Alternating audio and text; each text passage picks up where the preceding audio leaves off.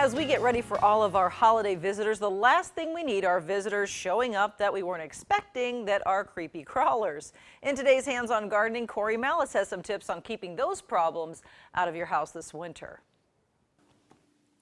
Well, the cold has arrived. In today's Hands-On Gardening, we're talking about some of those indoor visitors that you get this time of the year, namely the box elder bugs, the Asian lady beetles. Joining me is Steve Hunzinger from the UW Extension Office. And Steve, this is the time of the year you're going to start seeing them crawling around your kitchen. Exactly. They've come in because it got cold, as you mentioned, outside, and many of them are going to start to congregate around the house and show up throughout the winter season. Okay, how do they get in? Well, mainly they're coming in through a lot of opening cracks. They might be around windows or door jambs. It might be around where TV cables or air conditioning units are set up and coming in, even laundry vents. So we want to do a good inventory and check.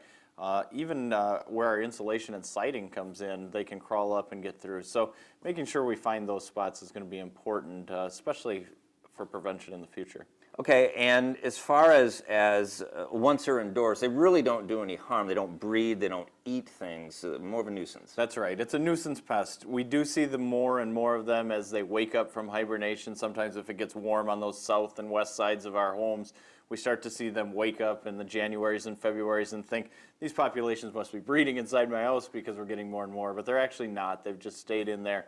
They've kind of come out of false hibernation and they're moving around, so we need to take care of them and just clean them up. Okay, and how do you go about doing that? Pretty simple. We can vacuum them, we can pick them up. Remember, if we're going to squish them or knock them down, especially the Asian lady beetles, they bleed from their joints and can do some staining on our curtains or our carpets, so we want to make sure we're careful with that. With the box elders, on the other hand, we can even use water and some soap, dish soap.